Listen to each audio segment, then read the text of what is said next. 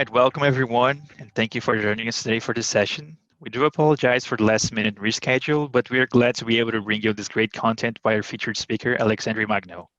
As you all know, today we'll be talking about business agility, which is an increasingly relevant topic as the world is going through accelerated change caused by COVID, a scenario in which it is critical that organizations be capable of quickly evaluating and responding to the many new challenges that are coming up every day. My name is Alex, and I'm a product manager at Opus Software, a custom software development company. For more than 30 years, we have partners with our customers to reinvent, reposition, and bring value to their customers.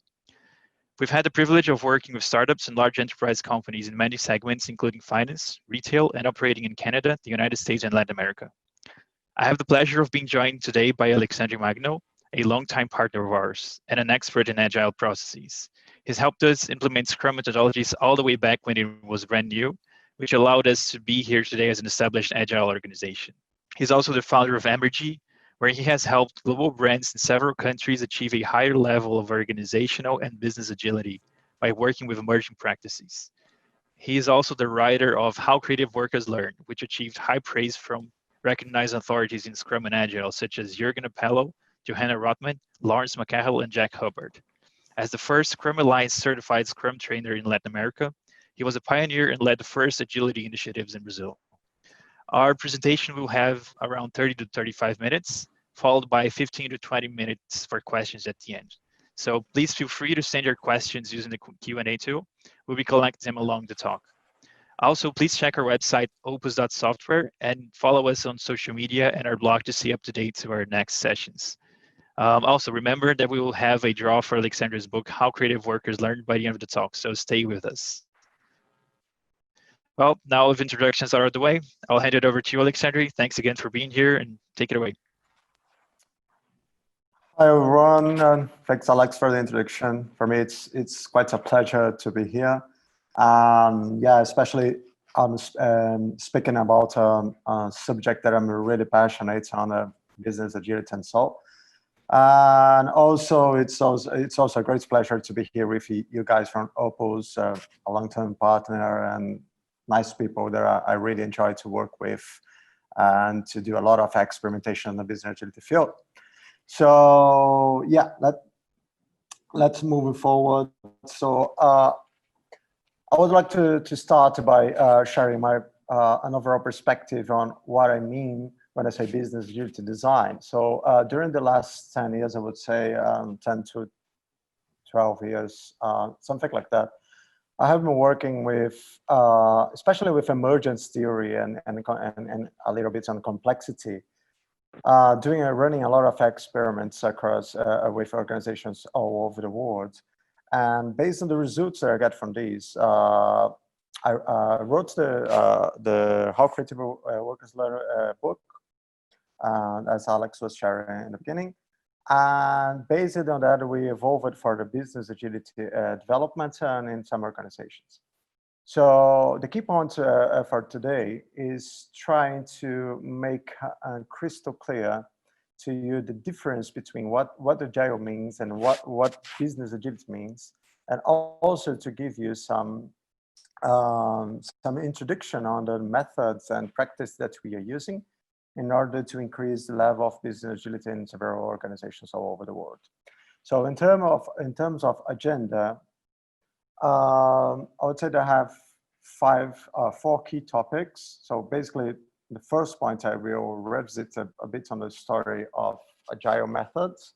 I know for some of you, maybe it would be quite boring, but it's necessary in order to make a clarification regarding the business agility topic. So after we are on the same page regarding the Agile definition and what Agile really means, and then we move to the business agility and try to revisit how this subject arrives in the market, and then make a little bit of a comparison between the Agile history and the business agility one.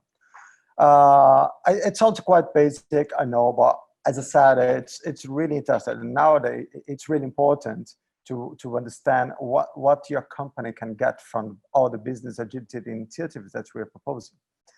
So, you know, nowadays there are a lot of buzzwords out there, and business agility is another one.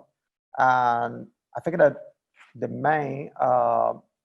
the best way to fight against fads and buzzwords is truly understand the history behind this and the concepts behind this. So you can decide in a more conscious way if this is a good fit for your company or not. So that's why I always start by making this comparison. And then we move directly by revisiting some success stories on truly agile organizations. So what are the patterns that emerge from their histories, and what we can see the difference between all these cases. So for example, people talk a lot on Spotify and on Amazon stories, but maybe it's a good, when I think about business agility, is a good thing to try to revisit these stories and try to understand if there are really some patterns that we can collect and use this when applying some business agility initiatives into your company. And then when talking about emergent practice, I will talk a little bit about Premature Convergence and some good patterns and bad patterns that we can visualize when visiting these stories.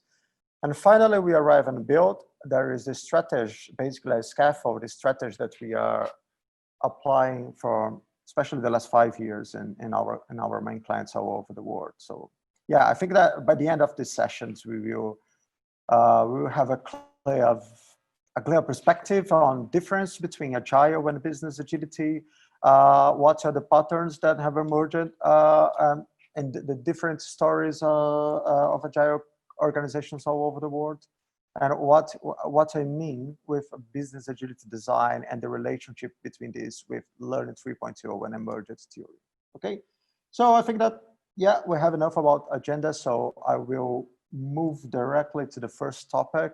As Alex said, if you have some questions, so feel free to share in the Q&A area, so we can cover this by the end of the session. Okay, right. When you're talking about agile, I really like this drawing. It was shared by our friends from Riot Games. It's a nice perspective. It's a great way to look into the agile movement and the meanings and concepts that we have behind this. So nowadays, people talk a lot that agile is about a mindset, you know. So it's a way that you think about your people. It's about the values that we're living. So it's when people will start to talk that agile is something that you are and not something that you use, not something that you play. So we start with agile as a mindset, and then we move to the description of the 4 values that we have in the Agile Manifesto, and very popular. I'm pretty sure that most of you are familiar with that. And then we have the Agile principles also as part of the Agile Manifesto. And in the end of this path, of this journey, we have the Agile practice. It's really nice to look to the Agile movement by using this picture. But if I'm honest, I have to say that there are a lot of, it's a romantic way to look into the Agile movement and the Agile initiatives and so. Why I'm saying that it's quite romantic, it's beautiful. But if you're like me, it's a bit old in this community, you know that the things didn't happen this way. For example, the first Agile methods, they started during the 90s.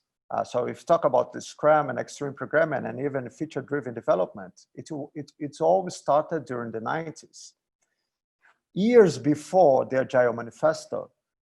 And if you do some research on the first Agile papers, on the first Scrum papers or extreme programming papers, you see that in the beginning, all the conversation was about the practice.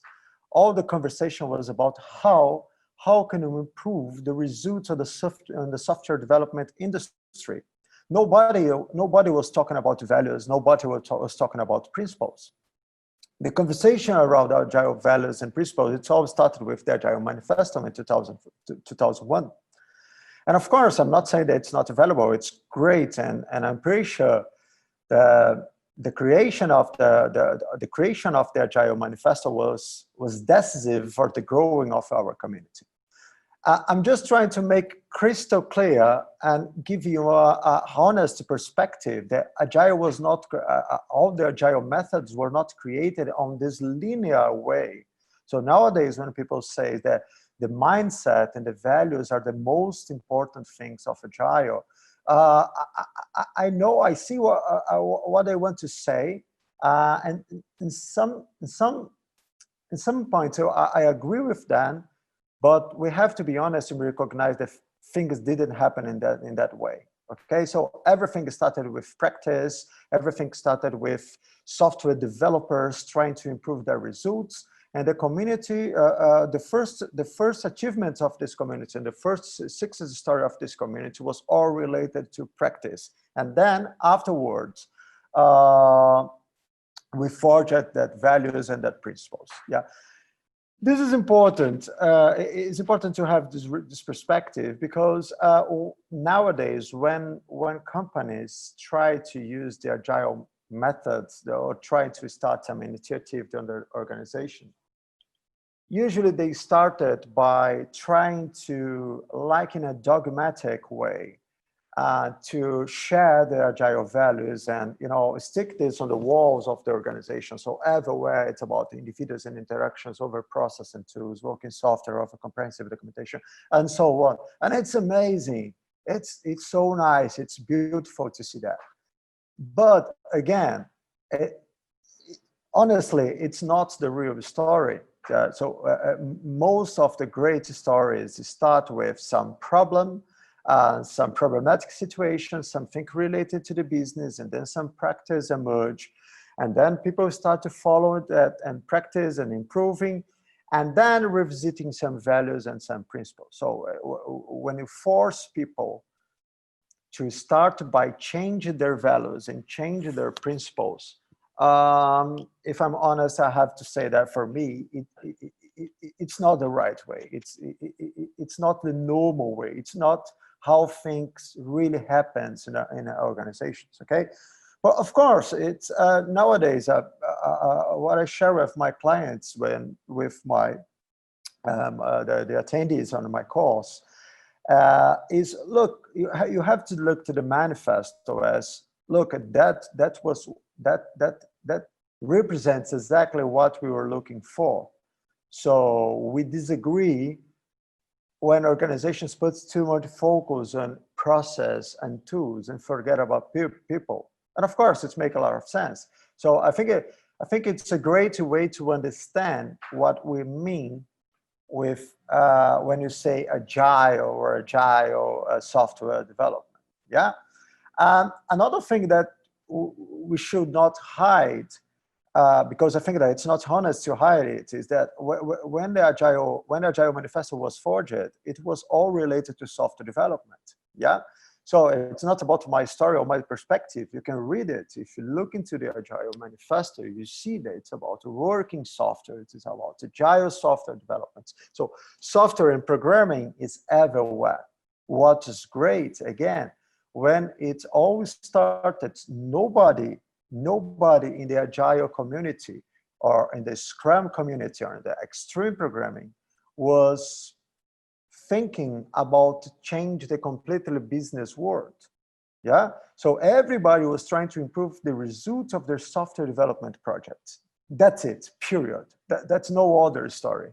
So all the conversations about business or about using Agile methods in other areas, it's always started something like, I would say, 10 years after the first Scrum publication. So I would say that it was around 2005 or 2006. Yeah, probably around that. Okay, and again, so here is a picture about Scrum. When we're talking about Scrum, as you can see, it's all about practice, and it's all about artifacts. So product backlogs and artifacts and sprints it's a practice to continuously developing some software increment, some product increment, if you like it.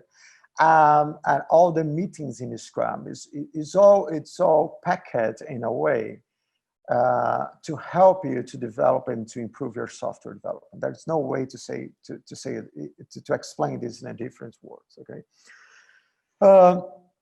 but again, it was all great, and it started to generate great results in several organizations all over the world. So everybody, so let's say in 2004, 2003, most of companies who were trying to use Scrum or other Agile method, they were experiencing some great results. They were really evolving with their practice and realizing that software development could be something much more successful that they were easy to do. And the point was that at some point, so in my drawing, try to look in this black drawing area like if it was your organization. So let's suppose that we are around 2005, 2008, and several the IT departments or the software development teams in our organizations were using Scrum, Extreme Programming, Kanban, or some of the kind of Agile methods. So they were experiencing Agile way and developers and really improved the results of the software development initiatives. So the rest of the organization started to look into it with some admiration. So that they started, okay, that guys from software development, they are really developing things in a better way. They are delivering software in a faster pace. They are really working in a very collaborative way. When we visit the software development area, we can see they all organize it as proper teams, and they are working with the colorful post-its and boards and etc. And we want to learn from them. We want to see how to apply this in our areas. So here it started all the conversation about business agility. Yeah. So the business agility started with different areas from the organization, admiring or even envying the results that software developer teams were achieving, and trying to, in a way, copy-pasting their process, their practice. Again, not the values, not the principles. Even if the Agile Manifesto was there, they will start running daily meetings. They were starting to create some boards, Kanban boards or Scrum boards, if you like it. And then the main idea was, well, if the software guys were achieving great results with that, why we cannot do it in the same way? So here started the story with business agility. So the business agility arises, all the concepts regarding business agility started with the desire to repeat the results the software development guys were achieving in the IT area, in the IT departments and so on. But one important point here was that when all this started, what the other areas were doing was, as I said, a copy-pasting strategy by trying to using Scrum in the human resources department, trying using Kanban in the sales and market departments, trying to run daily meetings with the board of the companies, and even is taking the Agile Manifesto everywhere on the walls of the organizations. So the purpose and the necessity were quite clear. We want to repeat the results for all the corners of the organizations in here. Yeah, so then we had a case for the business agility. Okay, so, well, if business agility is not about applying agile methods or copy pasting agile practice everywhere, so what does it mean? So what really we can, how can we really define the business agility concept? Well, it's a bit complicated, I have to say. Of course, I have my own perspective, but if you look into the market, so we have a lot of different definitions for business agility. So you have already some kind of business agility institutes that have their own definition for business agility, and we have the guys from SAFe, and you have the guys from Flight Levels, and you have like Agile HR, and you have something like Teal organizations, and you have Agile Market Cycle.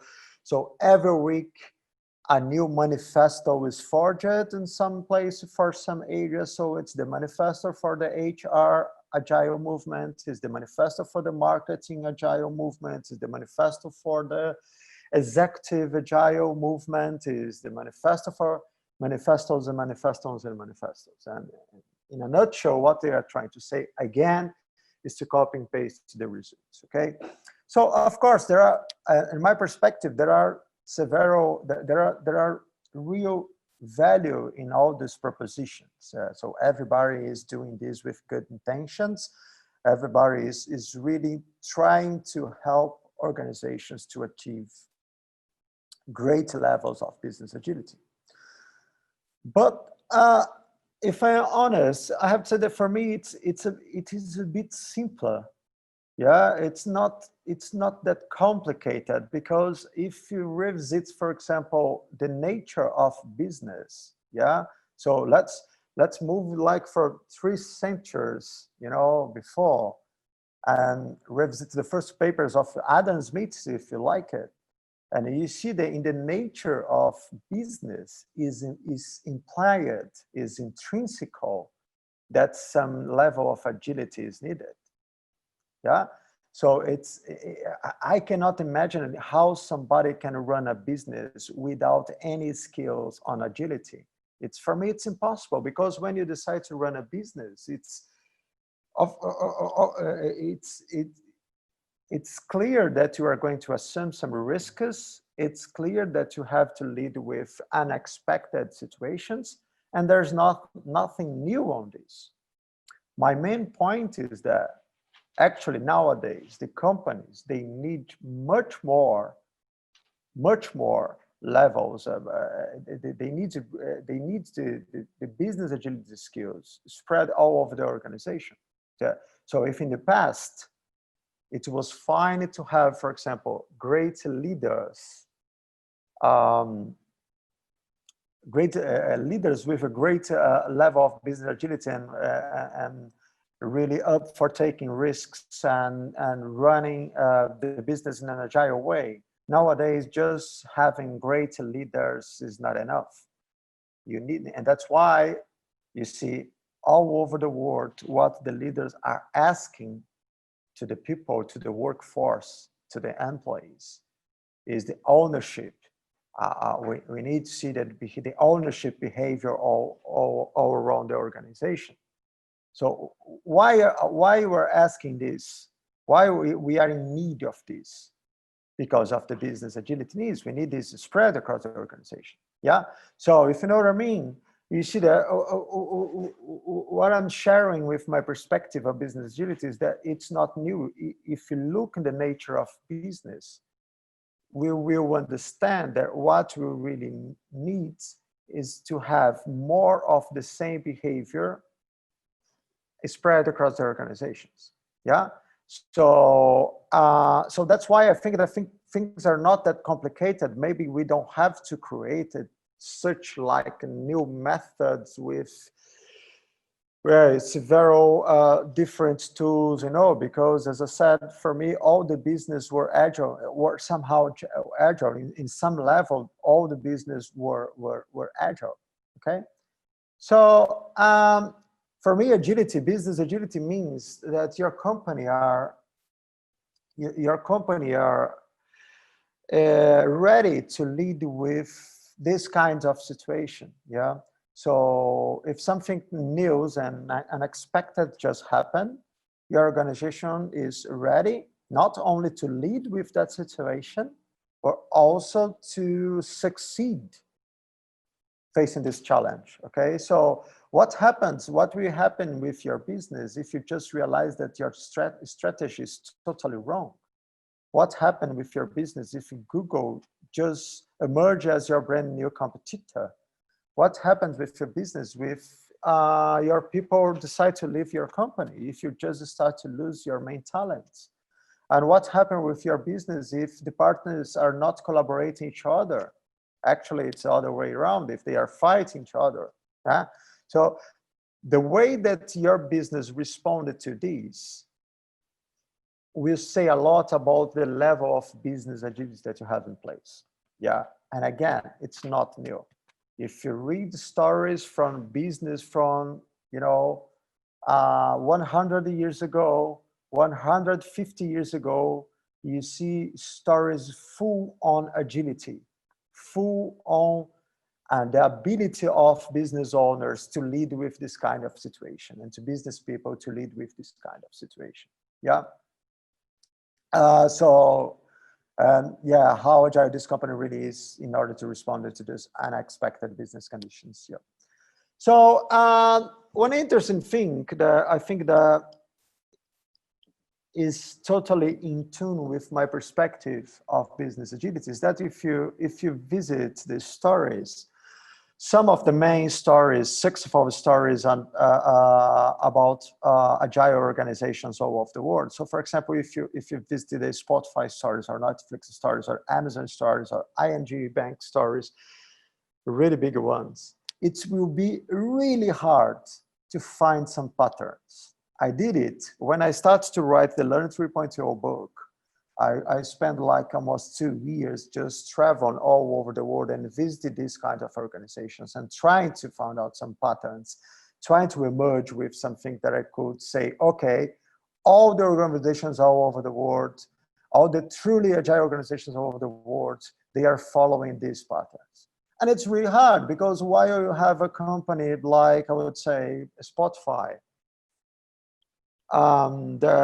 are working with like tribes and squads in the structure. When you visit a company like Netflix, you don't see any signs of that. The structure is totally different. And if you go to Amazon, again, totally different.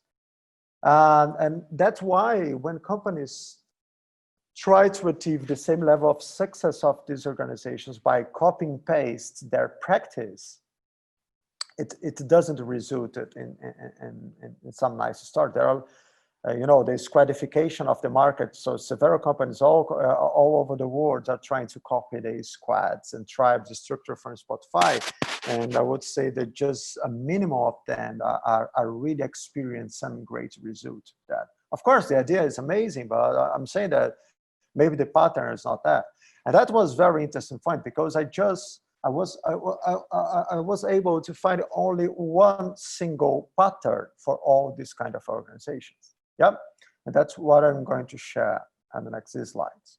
So basically, the main pattern that I was able to see in all that kind of agile organizations was much more related to the way they work with their practice than about values, than about principles, than about the practice themselves.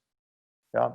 So if you compare, for example, the values followed by Netflix, and those followed by Amazon, and those followed by ING, they are miles different. They are really, really different. So it's not about values. It's not about principles. Even because, if we are honest, we have to say that the values of our business should be much more related to the business than related to some manifesto or some movement all over the world. It's intrinsically related to the business and to the business owners and to the culture that they have. It's not a copy-paste stuff. Yeah. So basically, the good pattern that I was able to find out here was, first of all that companies, they were very committed with their identity, with who they really are. And then they know exactly what are the things that can work in that organization. They know their culture. They know how they behave. They know exactly how they are used to work. They know their territory pretty well. And then they look into the problems that are, the problems that are impeding them, they are disturbing them, the problems that they are struggling with in order to succeed. What are the problems that we have here that are blocking ourselves to achieve our better results? And then they fighting against that problems by emerging with some practice. But not by copying a practice from any kind of organization. Oh, let's copy a practice from Spotify or from ING. No, the practice comes after they recognize the problem, after they know how they behave, after they know how they are. And then if some practice are not good enough to work here, maybe this practice was amazing for Amazon, but it's just not in tune with our culture and with our organization. So let's just remove it. There is no suffering. Why suffering? Because a practice is working pretty well and Amazon is not working here. So it's not for us. It's not related to our business. It's not related to our culture. Yeah. So that's what things happen. And of course, there are some side effects, and maybe the side effects arises new problems. And then this continues, all these stories of that organization are a continuous of this movement. So we know who we are, we know how we behave, what are the problems, what are our problems, what are our challenges. Let's fight against this with practice. So the key point here is that they put context in first place, and then only then they emerge with practice who are able to help them and on that context. Okay, so it doesn't matter the result of this in other companies. And the bad pattern that in science we call premature convergence. Yeah. It's when somebody or your own organization put the practice in the first place. Yeah. So we want to organize our companies in tribes and squads. Why? Oh, because we want that it's important for our level of agility. So why? What are the problems that you are trying to resolve with these? What are the proof that we have that by organizing your company this way, it's appropriate way for the culture, for your company's culture. Yeah. So yeah. So as you can see out there, it's clear when I see companies working so hard in order to put some practice in place, in order to copy paste something from the market, in order to repeat the success of other company, I see the premature convergence to that. Yeah. And then I start to create some conscience in the organization too. Okay, start with a problem, start with your context actually, then making sense of your problems. And then maybe you'll be ready to emerge with practice. The imposition of good, best, and preferred practice often makes your culture looks like rubbish. So that's why there are so many people in the Agile movement complaining about their company's culture. Our culture is rubbish. Never this company is going to be Agile, etc., etc. They are suffering because they love so much their preferred practice that they put this in the first place, and then only in second the company's culture and the company's structure. So I would like to see in my clients more people passionate on their business themselves and the culture and the company, and not passionate on the practice or tools or etc. Yeah, and that's when, yeah, we can clearly see that it's happening everywhere in the Agile movement. Even if you revisit some reports, you see that in all the Agile movements, people are complaining about organization culture and resistance to change, etc. That's why, unfortunately, in this movement, and that I am part of this, in this movement, we see people so passionate on the Agile stuff, what includes the practice, what includes the manifesto, etc., that they are forgetting about the business, they are forgetting about the companies, they are forgetting about the cultures. And that's why they are suffering, because they try to put the manifesto and the practice, etc., in the first place. And when it's not possible, they just start to complain about the business. Yeah.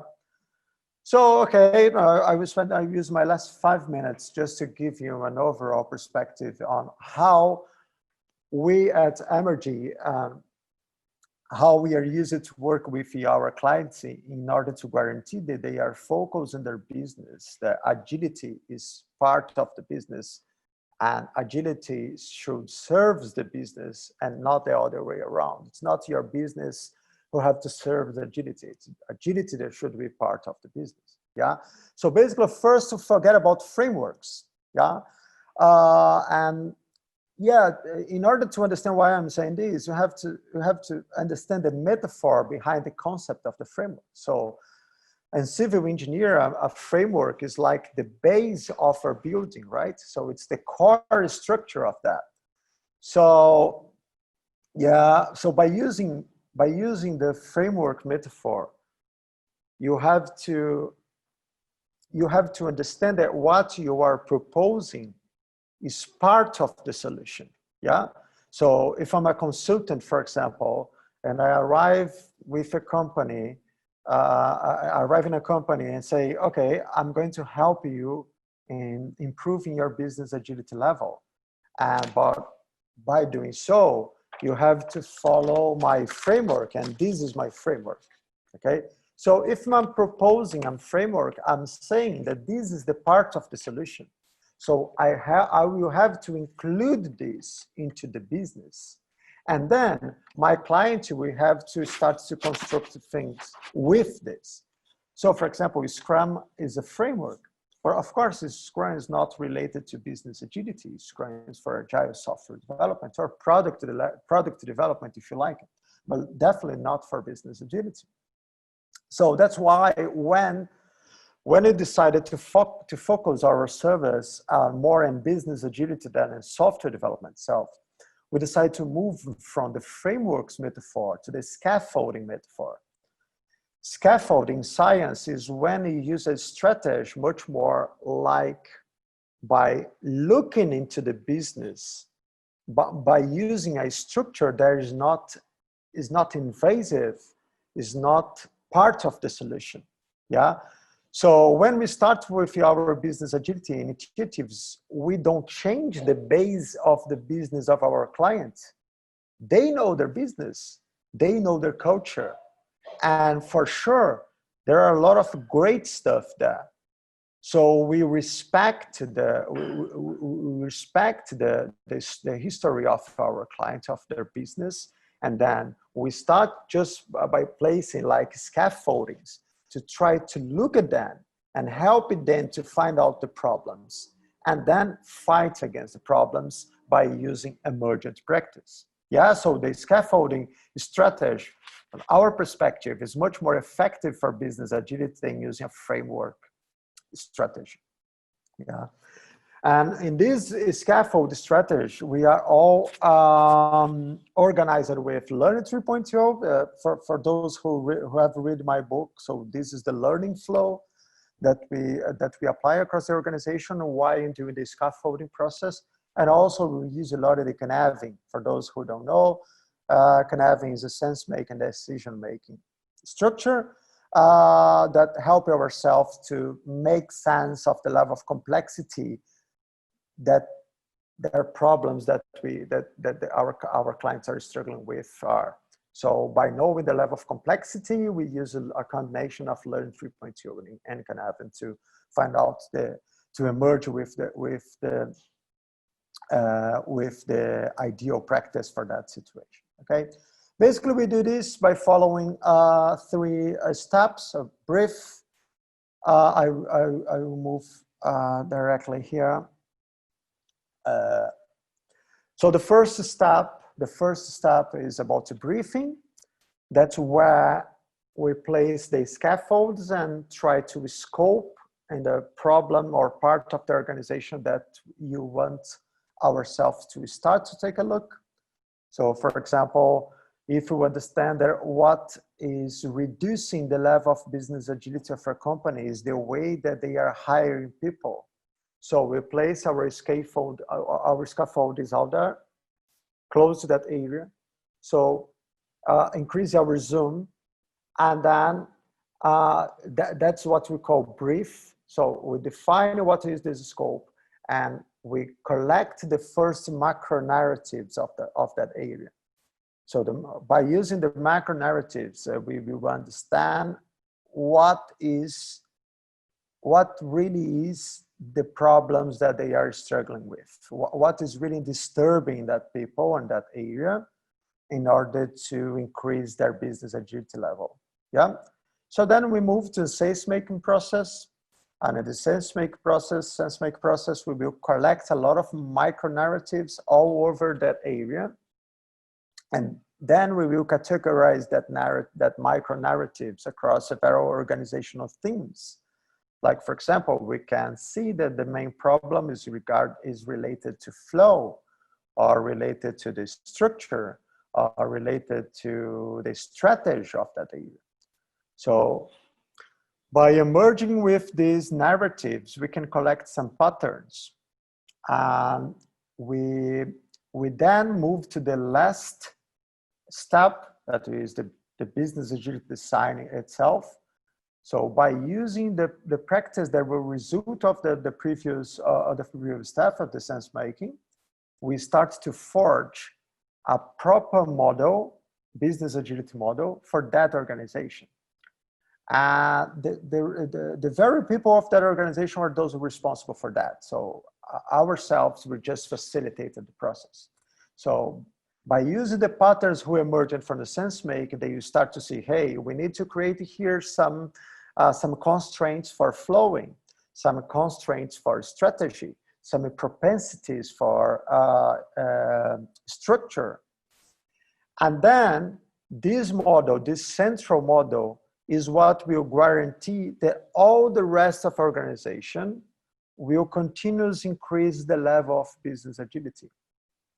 Because by using this model, who was forged by collecting that narratives, we can, all the areas and all the teams and all the projects and initiatives across the organization, we can copy a base, but emerging with their own practice. So it's a bit of fractal kind of scaling. Okay, so the companies create a base model with core propensities, constraints, and recommendations, and then the sales departments or the software development area, or then a specific project or one initiative just copy that model. But when they copy the model, there is no practice in the model, only propensities, only constraints. And then all the areas have the power to emerge with their own practice and then have a proper process for their objective, for their goals. So in a nutshell, what I'm saying is that business agility is not about using agile practice across your whole organizations. Actually, it's about being resilient and competitive in an ever-changing market. This agility process should not be copy-pasting from other companies. They are very, very context dependent. And as I said, it's not something new. You should embrace emergence and avoid premature convergence. Yeah, and using Scaffold is much better than using frameworks, especially if you follow the 3 steps that we call build. You can brief, sense, design, and then brief, sense, design, and then brief, sense, design in a continuous way. So you can create the right conditions for all the people in your company repeat the expected business agility behavior, okay? So this, I would say that these are my main message for you today. So I hope that you have enjoyed these concepts. And of course, after this presentation, we are going to share a lot of these slides, and also there are some booklets that we can download. We'll share the links later. And now I'm open for all your questions and perspectives, agreements, and so on. All right, thank you, Alexander. That was a great presentation. I think we do have a few questions to start. But if anyone still has any additional questions, we'll still be collecting them. So feel free to send any questions using the Q&A tool. All right, first question. If we are working with an organization using, and it's a bit of an open-ended question, an organization using traditional waterfall, do you have any recommendations or suggestions for a specific agile methodology to work in that context? Yeah. First of all, I have to understand what exactly is your goal. Your goal is to start to have some agility in your software development process, or your goal is to increase your level of a business agility, for example. So because depends on what you are looking for, the best methods will be completely different. Yeah. So I would say that if what you're looking for is increase the level of agility of your software development process, you should start with agile methods, but using like baby steps strategy. Okay, so if you decide to use Scrum, you have to understand if your organization is a fully waterfall kind of organization, it's going to be impossible to use full Scrum and state-of-art Scrum in your first months, and you have to be patient with that. So define small goals and moving forward with baby steps using the agile method. Okay, so but if your goal is to increase the level of business agility of your whole business, so I would say the waterfall is not a problem. So actually, we know a lot of companies with an amazing level of business agility who is still using some waterfall in some parts of the organization. Yeah, so waterfall is not a problem since you are using waterfall. Since you are using waterfall for a complicated problem, a simple problem, that waterfall is a good fit for that. Another way you have to use a different kind of process. But waterfall is not a problem for business agile at all. All right.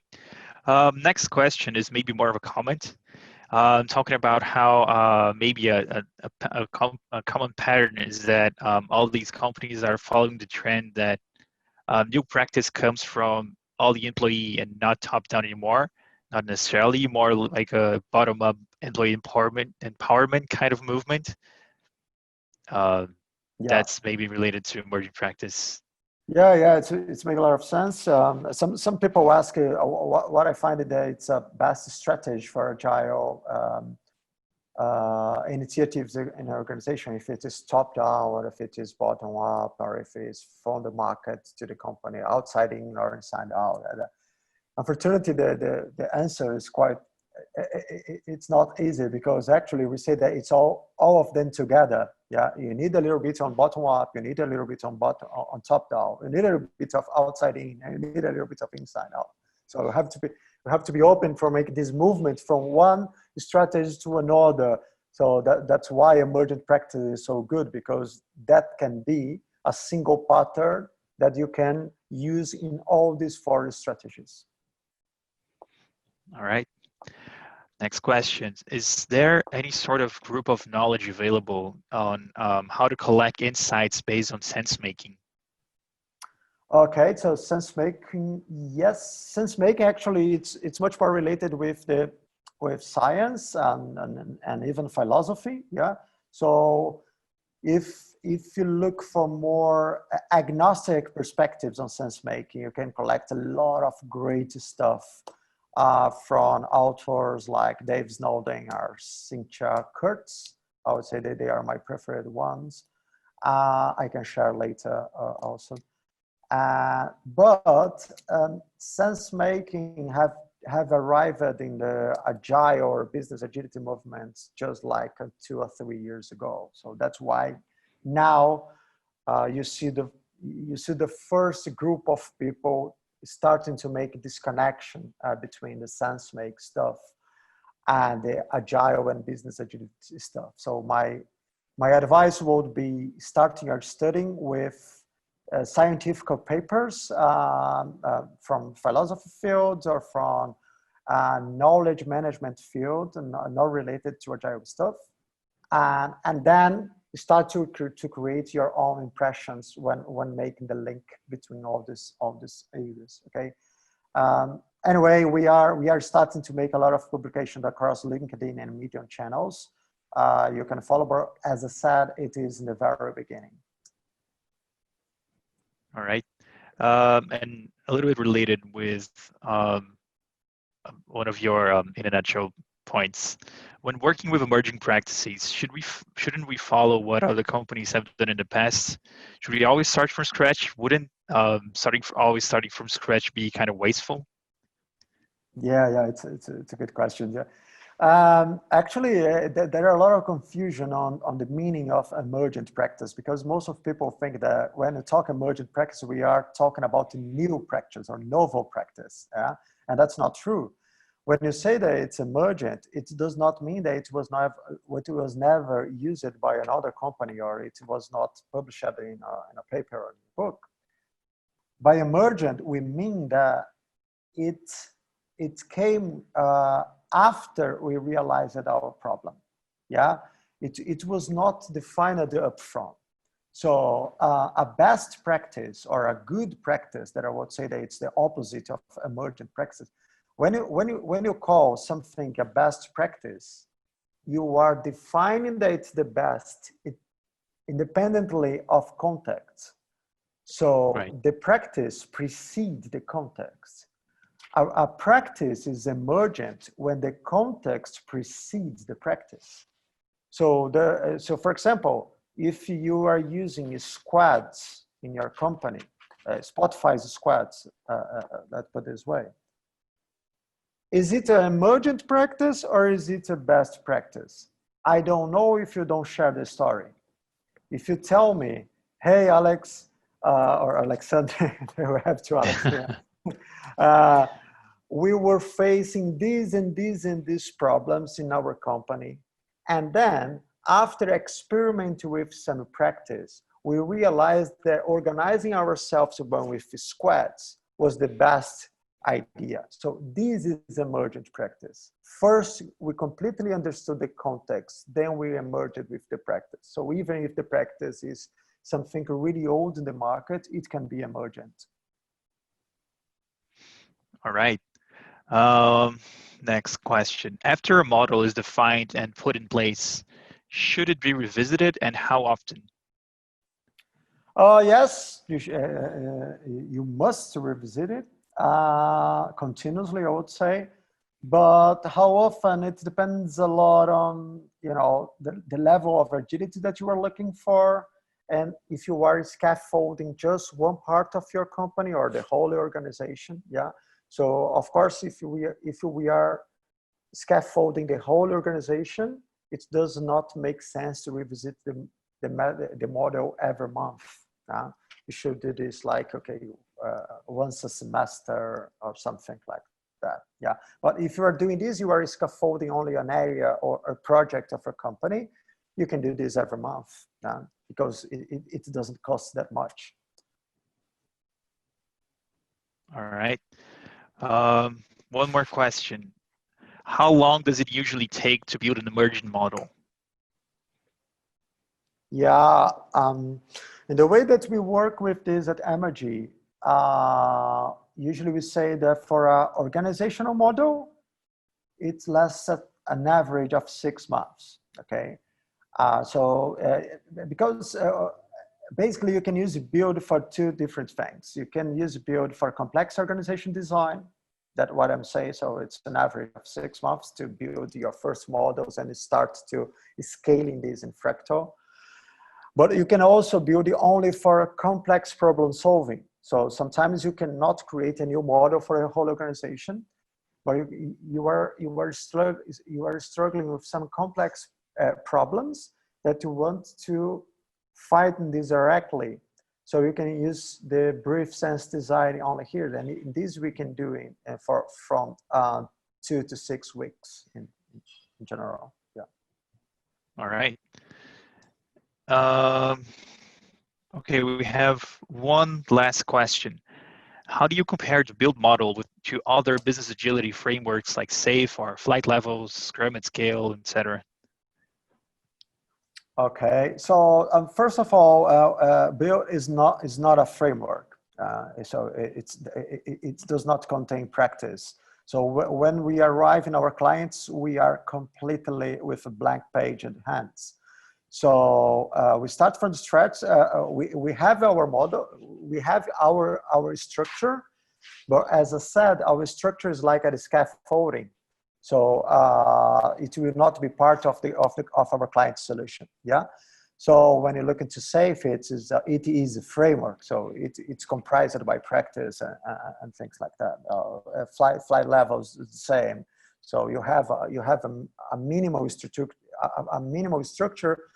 to start. In our case, no, we start with Sensemaking. We started with an ignorant perspective that we don't know your context, so we have to start from that. Yeah. Yeah, so I would say that that's the main point. So we are not a framework. Build is not a framework. It is a scaffold strategy. But of course, all of them are looking for the same thing, to improve the level of business agility of our companies. All right. So that about wraps up. So I think this was the last question. Again, Alexander, thank you. Now I'll take a moment to have our book draw. So we have 2 books, and according to our algorithm here, they are going to Felipe Roli and George Jimenez. I hope I pronounced these names correctly. Congrats, we'll be getting in touch, and each of you guys are going to get a copy of Alexander's book. And finally, I'd like to wrap things up again, thanking everyone that joined us today.